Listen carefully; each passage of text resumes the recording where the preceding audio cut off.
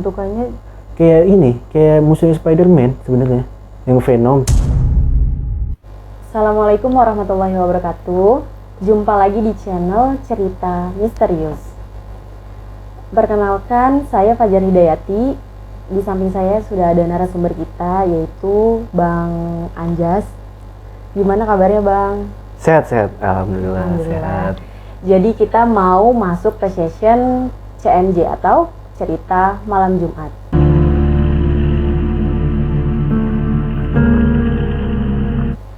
Oke, Bang Anjas punya pengalaman apa nih di segi horornya? Oke. Jadi dulu tuh pas awal kuliah ya 2014 tuh pertama kali naik gunung, terus diajakin sama temen sekelas. Nah, sebenarnya bukan yang anak olahraga banget juga ya, karena nggak ada pilihan gitu, ke pantai nggak suka, ke gunung menarik gitu. Nah, terus diceritain tuh sama temen. Tapi saya tuh nggak terlalu percaya ya sebenarnya, kayak seperti itu. Kayak misalnya teman saya cerita tuh waktu itu naik gunung, terus dia cuci muka, nah itu kakinya katanya ditarik gitu sama tangan putih. Tapi saya nggak percaya sama sekali gitu, ditarik sama tangan putih. Tangan putih itu apa? Dingin apa gimana? Nah, saya kurang tahu karena itu diceritain aja kan. Jadi kayak dia langsung kaget itu berdua, karena dia cuci muka di situ tuh ada kayak mata air gitu katanya, terus ditarik. Tapi oke lah, saya nggak percaya gitu, cuma pengen juga naik gunung gitu. Terus diajakin kan, kayak diajakin. Nah, waktu itu mungkin karena saya tinggal di Depok, yang paling bukan newbie juga sih, semua gunung tuh nggak cocok sih sebenarnya buat pemula, cuman Gunung Salak lah gitu yang kayaknya. untuk pemula yang bagus lah ya. Iya gitu. Nah, tapi sebenarnya kalau konon katanya Gunung Salak itu malah paling serem se-Indonesia katanya. Oh gitu. Gitu katanya. Katanya cerita-ceritanya sih gitu. Nah, terus ya udah kita plan, kita mau berangkat.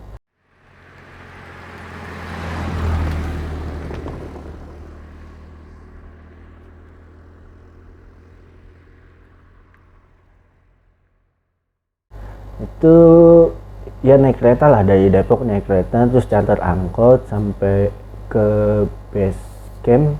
Itu teman saya ada 4 kalau nggak salah. Maaf nih, Bang Anjas, itu Bang Anjas pergi dari titik kumpulnya berarti di Depok nih ya? Iya, titik kumpulnya di Depok, kita naik kereta. Itu berarti sama teman-teman kampus atau sama teman-teman apa tuh? Teman-teman kampus, soalnya yang ngajak itu sekalian ngajak juga, yang kan yang tadi dia cerita tentang temennya ditarik itu. Nah, itu saya tertarik naik gunung, nah terus dia ngajak ke Gunung Salak gitu. Oke, itu pertama kali Iya, pertama kali kenal dan mau ikut naik gunung itu.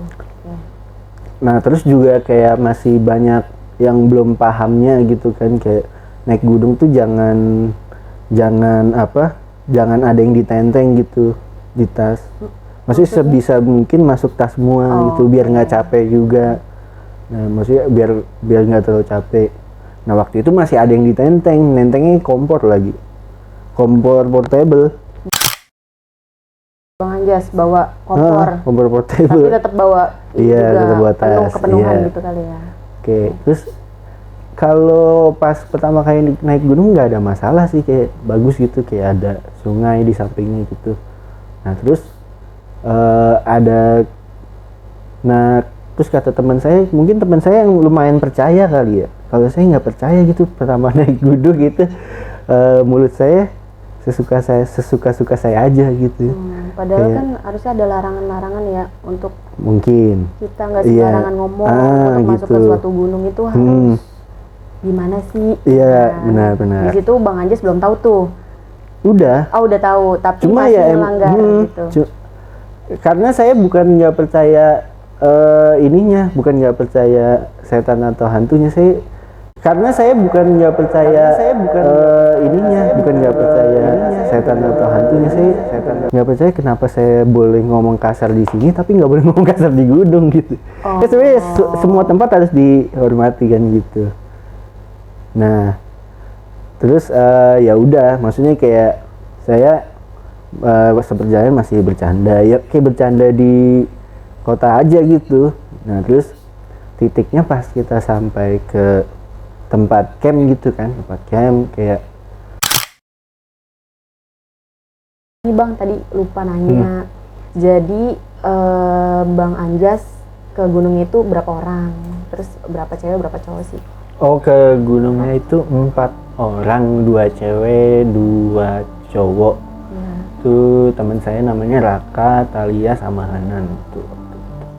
Itu berangkat kalau nggak salah dari Depok naik kereta itu pagi banget lah, jam 9 pagi gitu naik kereta KRL sampai Bogor kota, stasiun Bogor akhir tuh, terus naik angkot sampai sana tuh saya ingat saya ya, siang lah, setengah 12 sampai jam 11 sampai gitu camp ya. awal gitu ya berarti. Tuh kita makan dulu gitu, pokoknya nggak buru-buru sih, kayak nggak Santai aja iya, ya, santai gitu. biar aman. Iya, sama packing lagi kan gitu, takutnya ada yang belum kebawa gitu, kayak jas hujan juga penting.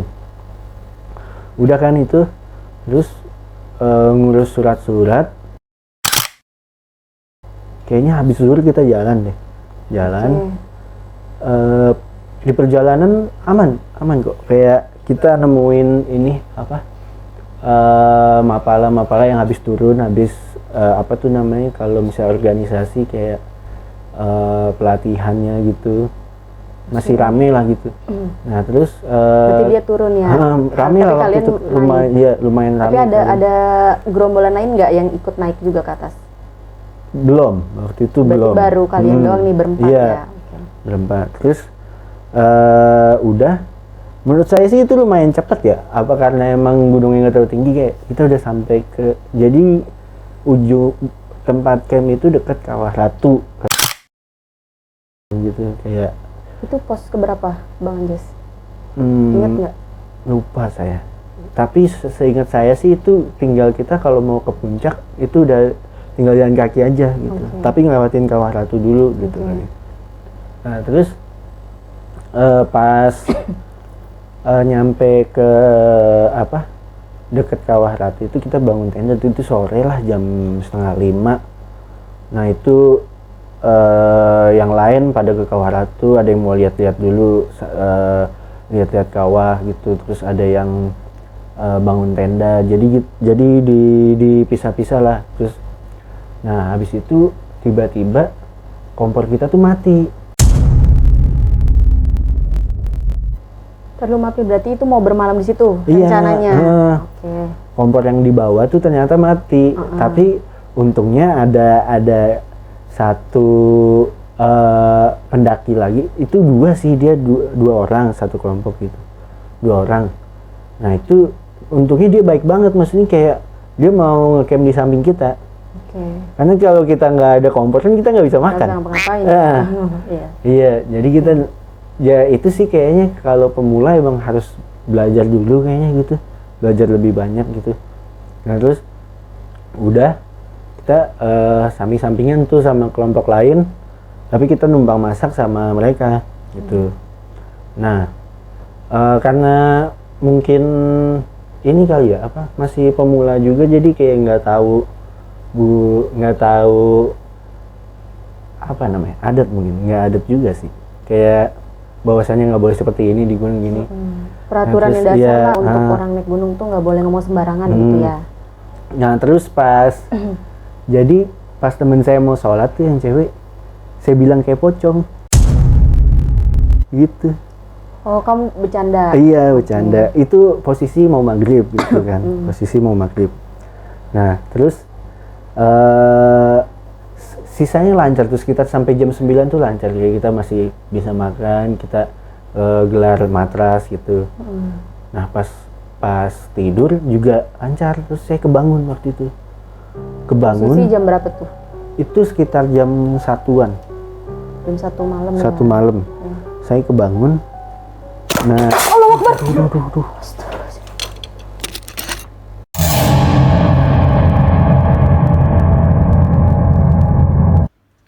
Ya, terus kan waktu itu saya kebangun tuh jam 1.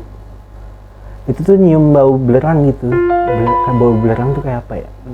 Ya kayak gas kayak gas LPG lah, cuman nggak kayak gas LPG juga sih. Nah terus nyium kan, nah itu terus saya sesek. Tapi saya nggak ada asma sebenarnya.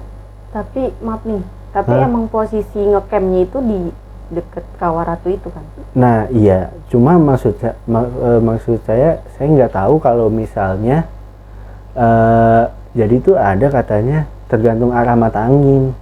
Jadi kita tuh hembusannya ya? boleh main ke kawah. Oke. Misalnya katanya kalau sore itu udah nggak boleh karena arah mata anginnya tuh berubah gitu. Jadi kita ntar kehirup asapnya gitu katanya. Nah terus pas pas itu kita ngecamp kayak jaraknya itu sekitar 3 kilo lah dari kawahnya itu. Cuman mungkin karena anginnya lagi kenceng kali ya, saya juga nggak tahu. Tapi itu kita di dalam tenda juga, saya nggak tahu ke filter apa enggak ya. Saya sesek kan gitu, kayak cuman nggak ada asma juga, sesek banget, kayak nggak bisa diatur sama sekali. Jadi kayak ngambil napas tuh nggak bisa. Karena kedinginan juga nggak sih? Ngaruh juga? Sebenarnya dingin, nggak terlalu dingin kalau Gunung Salak. Kayak lebih dingin puncak malah. Kalau Gunung Salak tuh bukan yang gunung tinggi banget, jadi masih di dataran rendah gitulah istilahnya. Terus sesek kan gitu. Jadi kalau ngambil napas tuh kayak ya sedapatnya aja, nggak bisa kita itu nggak bisa. Iya nggak bisa sama sekali, kayak diatur tuh nggak bisa sama sekali. Saya mikir kalau misalnya asma, mungkin kedepannya saya bakal begini lagi gitu kan. Terus kalau misalnya emang ini karena belerang, tapi kenapa saya doang gitu? Enggak. Iya, saya bingung gitu. Semuanya nggak kena. Kayak yang kelompok lain itu nggak kena gitu maksudnya. Yang lain emang nyium belerang juga, nyium bau belerang gitu. Tapi di situ Bang Anjas pas sesek itu kondisinya sadar. Sadar. Ya teman-teman pada ngasih minyak kayu putih gitu. Ya, waduh sesek banget nih. Kenapa nih nggak bisa diatur sama sekali gitu. Jadi itu kayak dari jam 1 sampai jam 4 gitu. Begitu terus. Ya kayak tidur tuh. Ya udah tidur kayak gitu, kayak bangunan terus ya. Kayak orang tua gitu kayak. Jadi napasnya bener-bener kesengal-sengal banget gitu. Di situ. Jadi tapi saya nggak tahu ya itu ada hubungannya dengan mistis apa enggak. Cuma yang saya pertanyaan yang bingung sih itu aja, maksudnya kalau emang belerang itu buat nyesek orang, berarti seenggaknya ada lebih dari satu orang yang kena lah gitu maksudnya. Waktu itu. Itu sih kalau yang di Salak ya. Di Gunung Salak berarti ceritanya begitu ya. Berarti ada cerita lain nih Bang Anjas. Ada.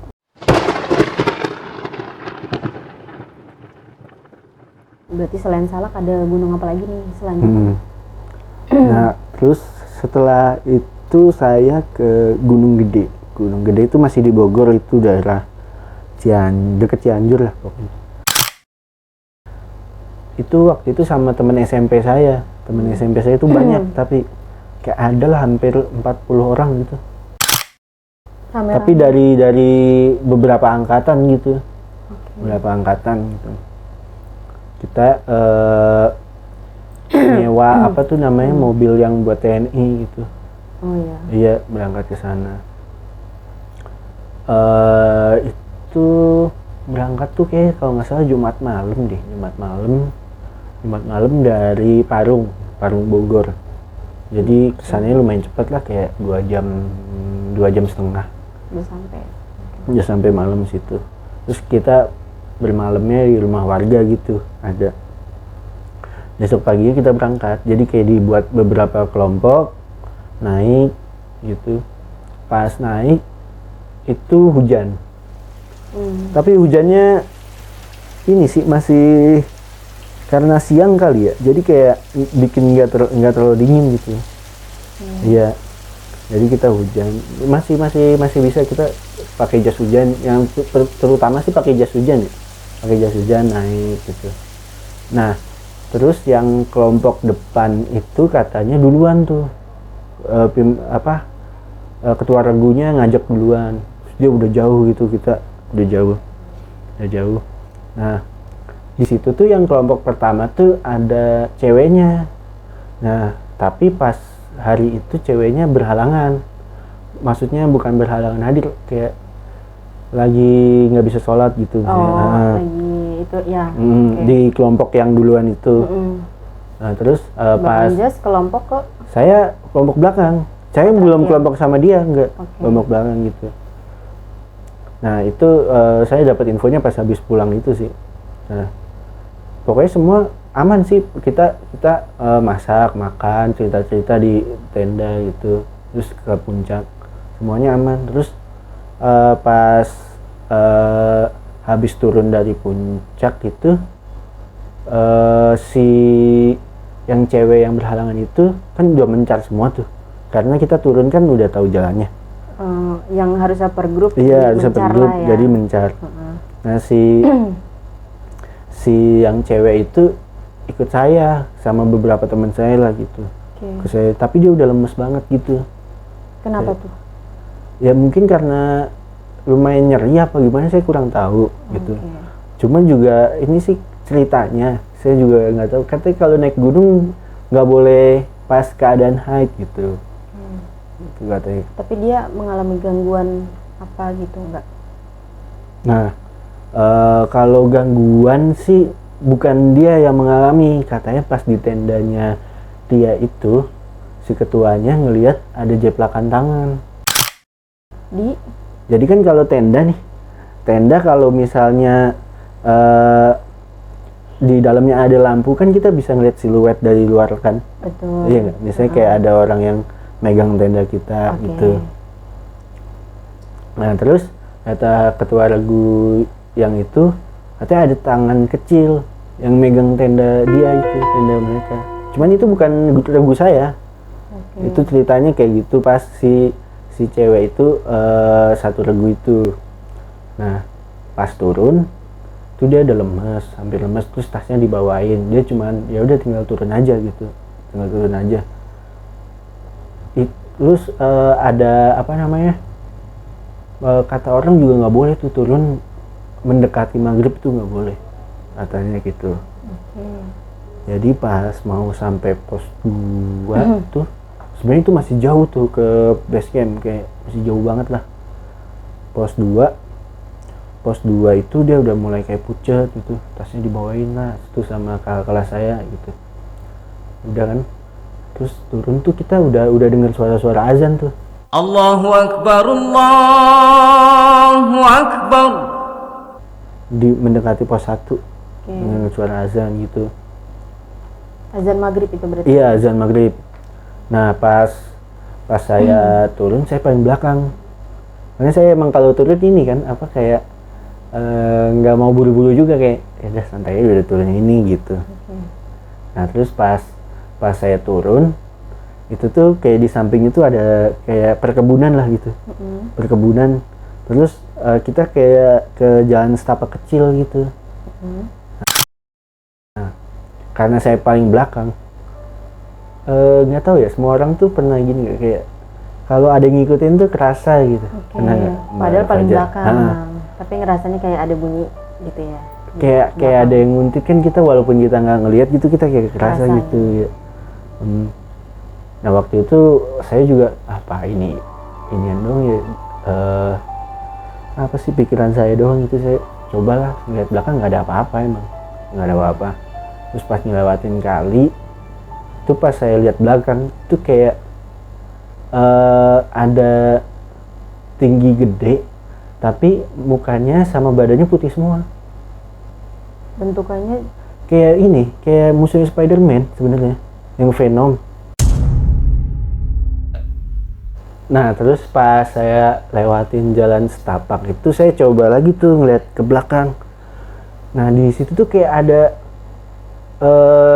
gede putih, cuman polos semua, jadi mukanya nggak ada, polos, rata gitu. Rata kayak Venom gitu, musuhnya Spider-Man. Jadi dia punya tangan panjang, kaki panjang. Terus kayak nggak mungkin aja dia ngelewatin kali sekali ngelangkah gitu. Saya ngeliatnya gitu. Cuman saya masih nggak percaya sebenarnya, kayak paling ini kayak apa, halusinasi apa gimana. Ya udah jalan terus, jalan. Nah pas sampai base camp itu semuanya cerita, emang beberapa ada yang ngalamin itu, terutama anak tangan kecil itu ya yang di tenda itu. Itu berarti kayak tampil gitu. Apa ya? Saya kurang tahu, pokoknya dia kayak dia pegang tenda itu tapi tangannya kecil. Mungkin kalau kita positif tinggi emang mungkin orang itu lagi lewat atau saya kurang tahu. Pokoknya ada tangan yang dia nyeplak-nyeplakin ke tenda ketua regunya waktu itu gitu. Nah waktu itu saya berpikir ya udahlah paling di gunung doang gitu kan. Kejadian horor Iya, itu. kejadian yang horornya itu. Ternyata Iya. sampai ke rumah. Nah ke rumah. Oh. Nah pas di rumah itu kan saya di atas sendiri tuh. Di atas, jadi adik saya waktu itu masih ada kakak saya sih. Kakak saya tuh, tapi kakak saya ngekos jadi kayak masih pulang balik gitu, pulangnya paling weekend. Nah terus kakak saya juga di bawah, adik saya bawah, bapak saya di bawah. Jadi di atas tuh cuman saya sama ini paling buat setrikaan gitu doang, udah. Nah tapi saya nggak pernah tidur di kamar saya, jadi saya tidur di ruang tengah, kadang-kadang depan TV gitu kan. Nah depan TV itu baik lagi kayak saya nggak tahu ini perasaan kali ya, perasaan. Jadi kayak kan gini apa ruangannya tuh gitu, ini letter T gitu, letter T. Jadi letter T ini ruangan tengah nih, ini letter T, nah ini tangga gitu. Nah tangga. Jadi saya tidur di ruang tengah sini. Di ruang TV itu. Iya, ruang TV. Tapi kan kita punya ekor mata ya, kalau ke kanan gitu kan ya. Ya samping nih kita bisa ngeliat ya. Iya. Terus kayak kenapa kenapa kayak ada yang lewat gitu ya, cepat gitu. Nah, bentuknya apa tuh? Saya nggak ngeliat bentuk, kayak ngerasa aja kayak ada yang lewat gitu. Berarti kayak bayangan aja gitu ya. Kayak ada yang lewat. Masih berani tuh, masih berani kayak ya udahlah. Saya tetap buka laptop, main game gitu, tidur. Nah pas tidur itu malah pas tidur saya coba tidur. Nah jadi gitu kayak saya nggak pakai spring bed gitu, enggak sih, kayak matras aja gitu. Jadi pas tidur saya mimpi diangkat gitu itu sama anak kecil. Apanya tuh? Badan saya. Nah jadi tuh di lantai 2, nah ini kan ruang tengah nih. Di sini tuh kayak ada ini mbak, apa? Pagar. Pagar. Nah saya tidur di sini kan. Nah saya mimpi, karena mimpi kayak belum percaya lah gitu. Pas di mimpi juga masih paling mimpi gitu. Diangkat, jadi diangkat mau dilempar ke pagarnya itu, ngelarin pagar. Itu pagarnya bentuknya apa? Maksudnya pagar apaan gitu? Pagar kayak pagar teralis gitu. Pagar teralis. Itu kalau itu ke bawah lantai 1 gitu, cuman bisa ngeliat doang gitu. Okay. Nah itu habis itu tapi udah itu anaknya itu maksudnya ngangkat badan langsung nggak? Banyak, anak kecilnya banyak. Oh, anak kecilnya banyak. Iya, satu. ngangkat gitu. Tapi itu mimpi. Ternyata. Mimpi. Tapi pas bangun saya ada di tempat yang sama kayak di mimpi. Jadi saya ada di depan teralis.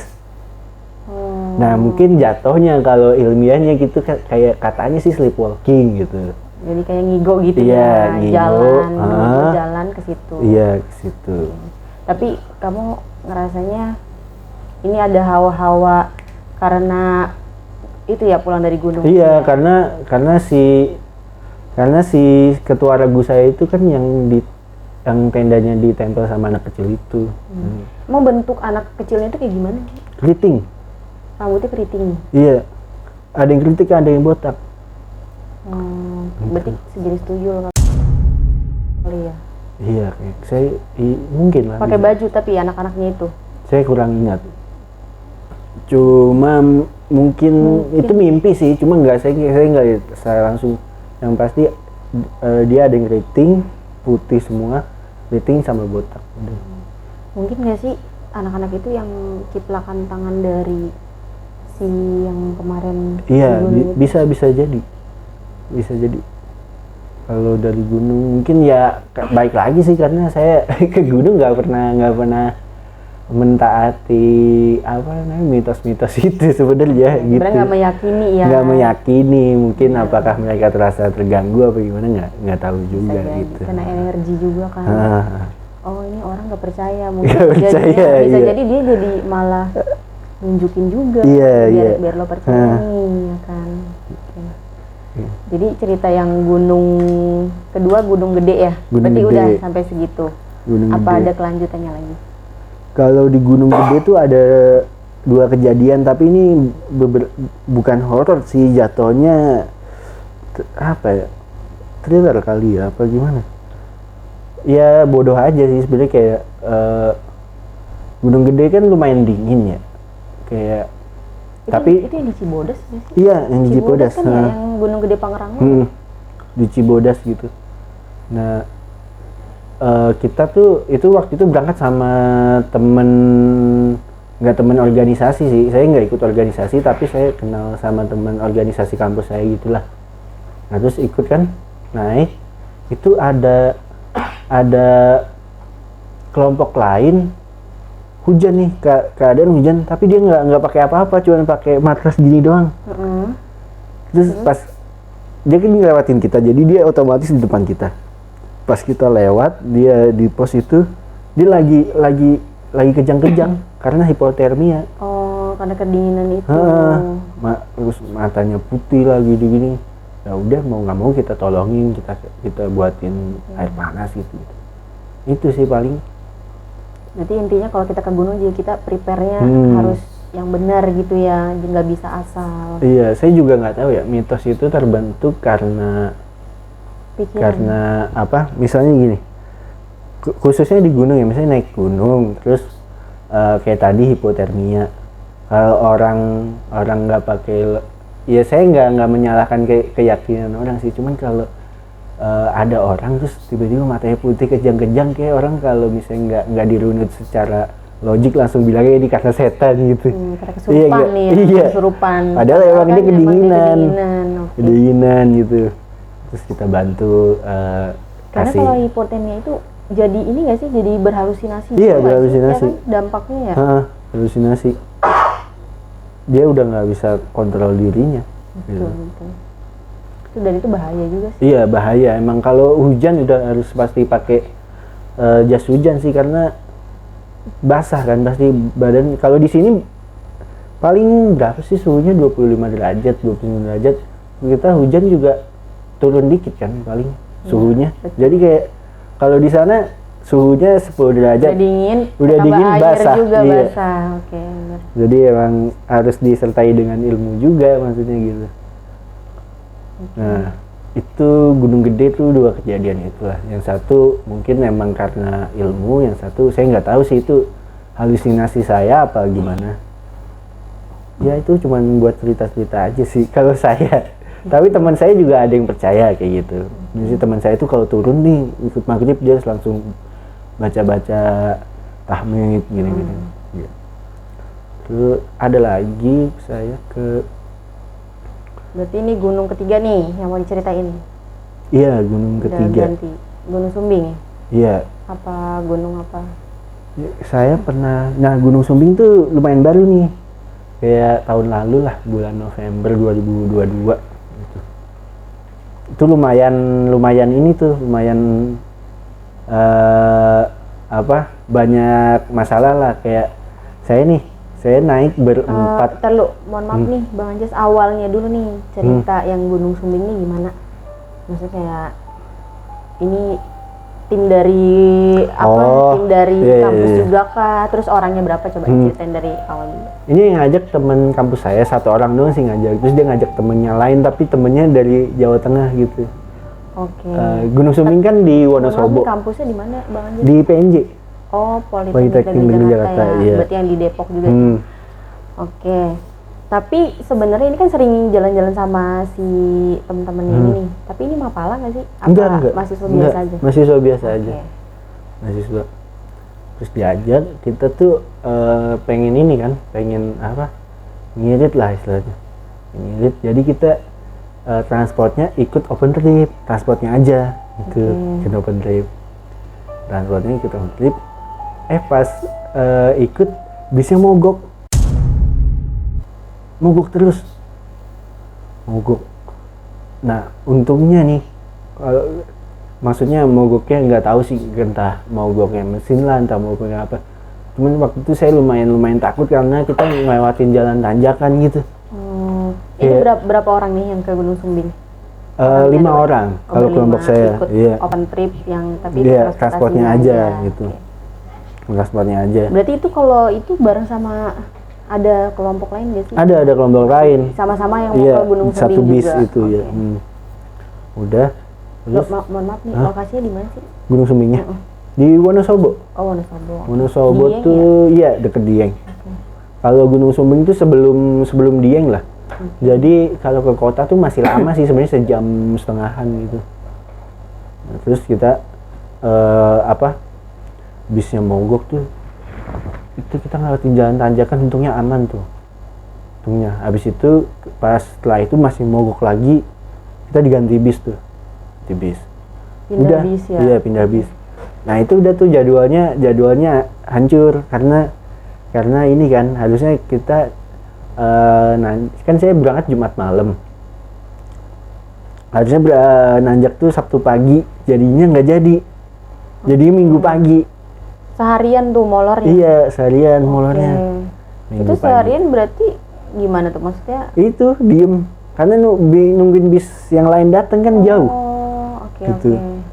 Berarti untuk pindah transportasinya itu ya karena sering kan charter, bukan yang kita yang kayak bis domestik biasa, enggak charter gitu. Jadi mau nggak mau harus nunggu ya. Iya.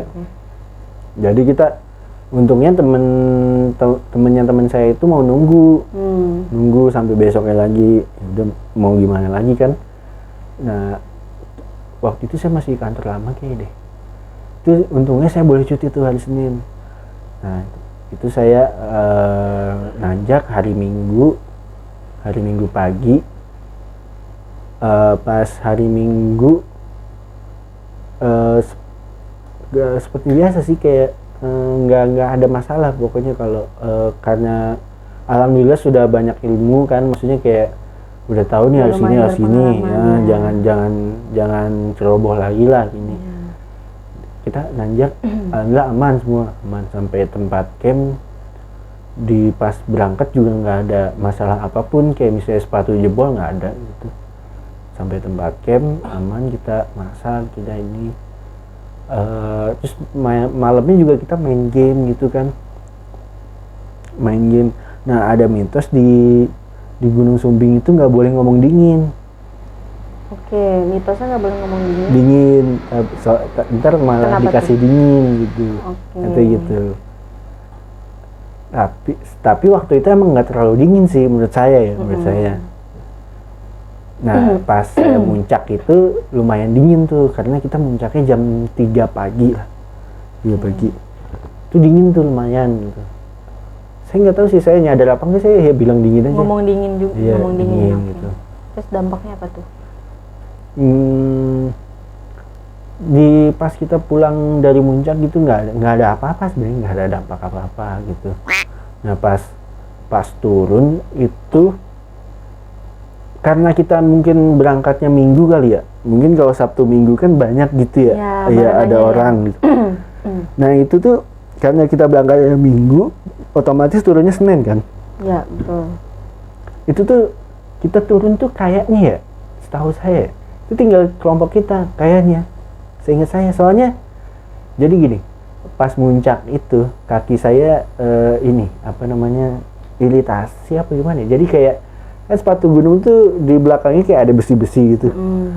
Terus saya turun tuh kayak harus ngerem gitu kan. Jadi walaupun kaos kakinya tebal tapi kan harus tetap kena sini, kegesek. Jadi saya agak sakit tuh sebenarnya pas turun. Mohon maaf nih Bang Anjas, pas hari Minggu itu pas di puncak itu emang satu grup doang atau ada dari grup lain? Nah karena beberapa di Gunung Sumbing itu ada beberapa jalur, jadi kita tuh ketemu sama jalur lain sebenarnya. Di puncak. Tapi kalau untuk jalur kita paling ada 3 kelompok. Gitu, 3 kelompok doang. Nah, pas turun itu saya nggak tahu apa kita santai gitu. Nah, pas mau turun tuh hujan lumayan deras, kayak hujan es dikit lah, tapi esnya nggak terlalu gede kayak hujan es gitu. Iya, rumornya kan yang ada es itu ya, Iya. yang Wonosobo kan yang lagi Hujan dia, Wonosobo emang terkenal dinginnya banget, jadi kayak ada hujan es dikit gitu. Kita masuk tenda dulu, jadi kita belum berani turun karena hujan es itu. Kalau misalnya dilawan juga sakit kan, maksudnya hujan es. Berarti itu neduh. Iya, kita belum packing tendanya lagi karena hujan es. Berarti masih ngecamp di atas? Iya, masih gitu, kayak jam 3 lah. Itu kita selesai jam 4. Jam 4 itu juga masih hujan, tapi hujan biasa untungnya. Jadi kita packing sambil hujan-hujan gitu. Jadi udah capeknya karena hujan jadi tambah capek gitu kan. Nah, terus pas turun itu pokoknya sepi banget. Biasanya ada yang jualan, nggak ada yang jualan gitu. Mungkin karena hari Senin kali. Turun itu saya, temen saya itu semua di depan tuh. Tiga ya. Nah, ini temennya dia satu sama saya. Karena kita sama-sama cedera gitu. Kakinya paling belakang paling belakang gitu. Paling belakang. Terus kayak kok ini banget ya, apa? Ini kita berdua nih di belakang. Nggak ada siapa-siapa lagi di belakang, kayak serem banget ya, mana ada burung-burung terus gitu kan. Ada burung beo kayaknya sih, saya nggak tahu ya, kayak ada burung. Kayak ngikutin gitu. Apa? Iya, ada burung ngikutin gitu, burung warnanya hitam gitu.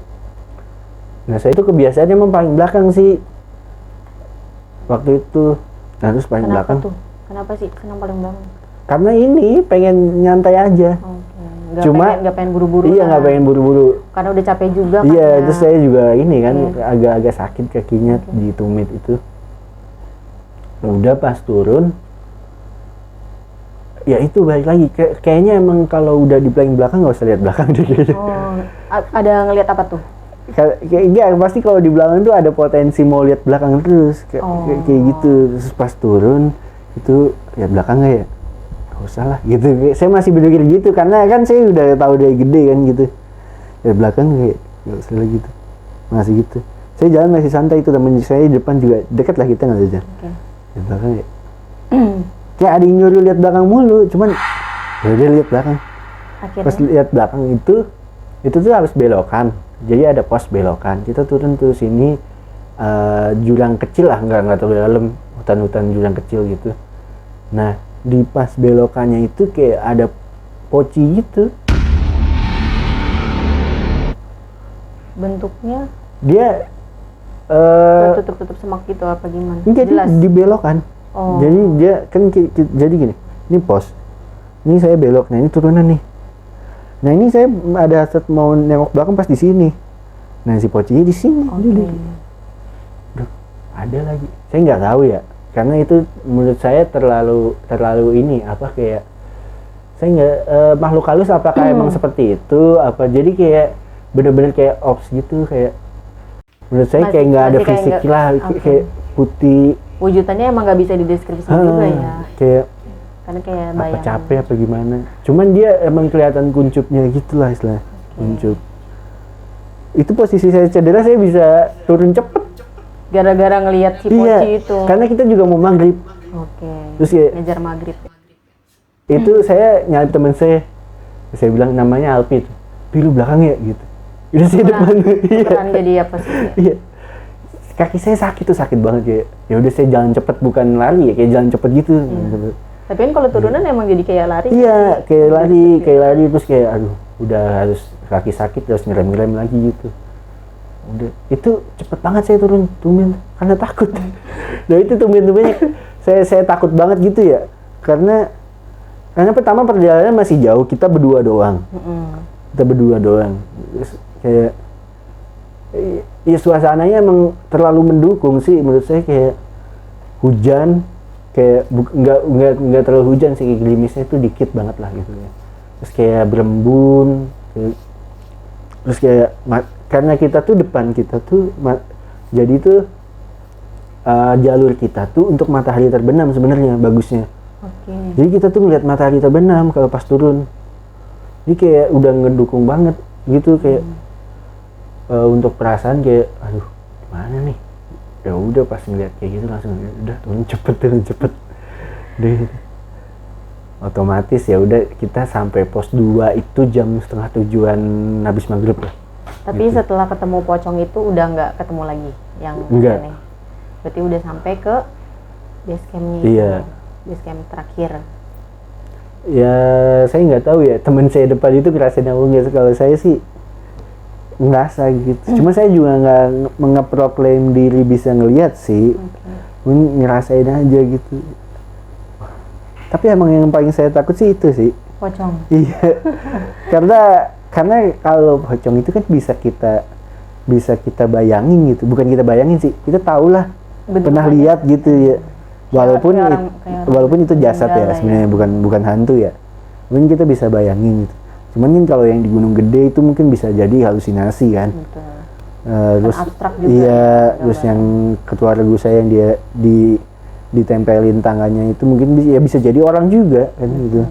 Cuman kalau yang itu kayak waduh. Pocong Iya. ya, karena nggak mungkin juga bentuknya Iya. pocong ya kan kita.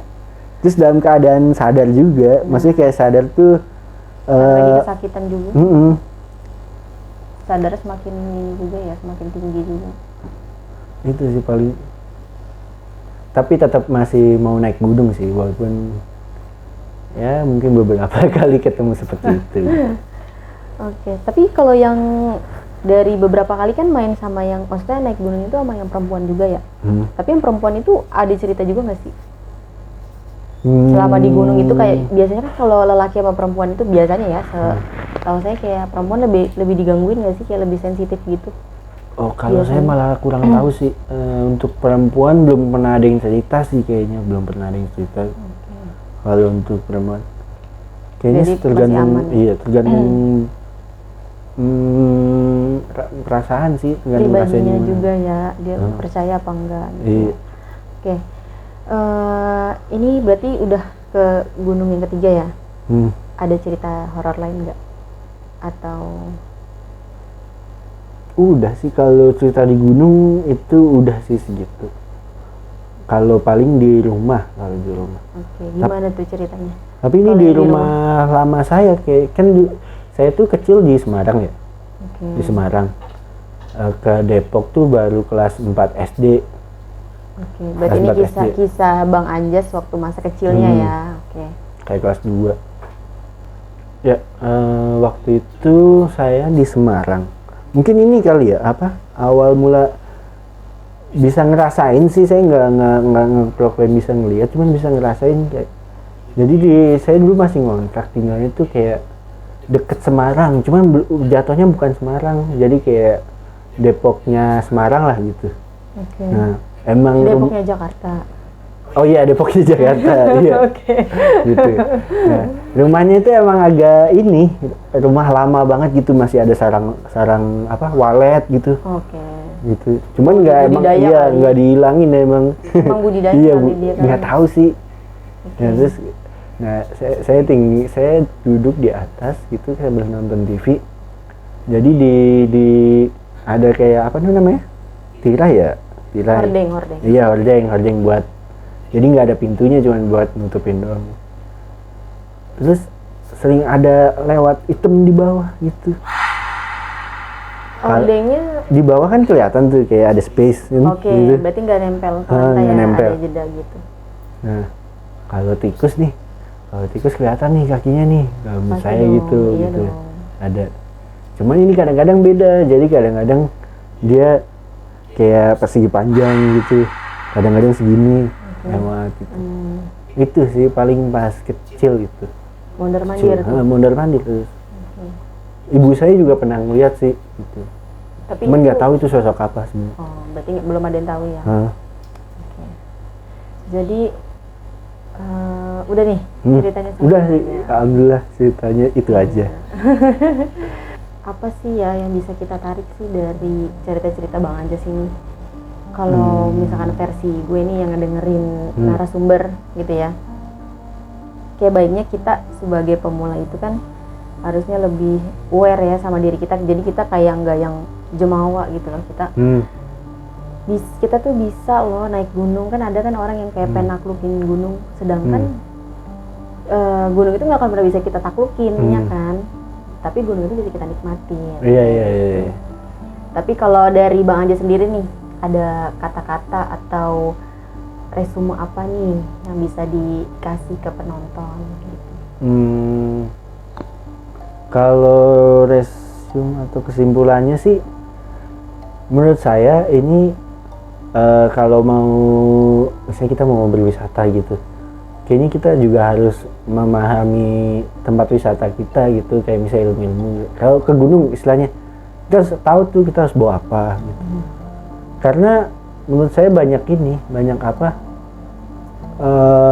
nggak semuanya masalah yang ada di gunung tuh karena setan juga gitu. Oke, berarti karena kurang persiapan dari iya, kita sendiri. kayak kurang persiapan. Kayak misalnya saya yang waktu itu sesak napas tuh. Sebenarnya kan ada pertolongan pertamanya. Misalnya kayak saya dikasih misalnya apa tuh? Minyak kayu putih. Ada serbet misalnya serbet bersih, kita taruh di air kalau bisa sih air mineral ya. Kan air itu mengandung oksigen. Kan oksigen paling banyak kan dari laut. Jadi kalau misalnya kita ini kan seenggaknya kita dapat oksigen kan. Kalau kita kompres gitu ke hidung gitu. Nah itu kayak ilmu kayak gitu nggak tahu ternyata pas awal naik. Jadi kayak langsung, apa ini karena setan ya gitu misalnya. Sedangkan kita naik asal naik aja. Padahal sebenarnya kita ketika naik gunung itu kita harus punya ilmu survive itu. Gimana sih ketika kita tersesat ya kan, meminimalisir kejadian-kejadian yang udah banyak banget terjadi gitu. Kayak itu sampai meninggal, sampai kepleset ataupun sampai mistisnya ada juga ya kan, sampai tersesat atau apa gitu ya. Oke. Jadi kesimpulan sebenarnya gunung itu indah. Ya. Gunung itu indah jika kita ngelaluinya itu sama orang yang benar. Iya, tahu ilmunya lah. Betul, tahu ilmunya. Persiapannya matang gitu ya. Oke. Jadi ada tambahan apa lagi nih? Udah sih, cukup. Udah gitu. ya. Oke. Sekian dari cerita-cerita podcast horor kita nih di CMJ atau cerita malam Jumat. Terima kasih Bang Anja sudah mau berbagi cerita horornya. Mungkin next nanti kita ada pertemuan lagi ya. Kalau ada cerita-cerita yang seru lagi bisa di-sharing lagi ke cerita misterius. Oke. Terima kasih Bang Anja. Siap, Assalamualaikum. sama-sama. Waalaikumsalam.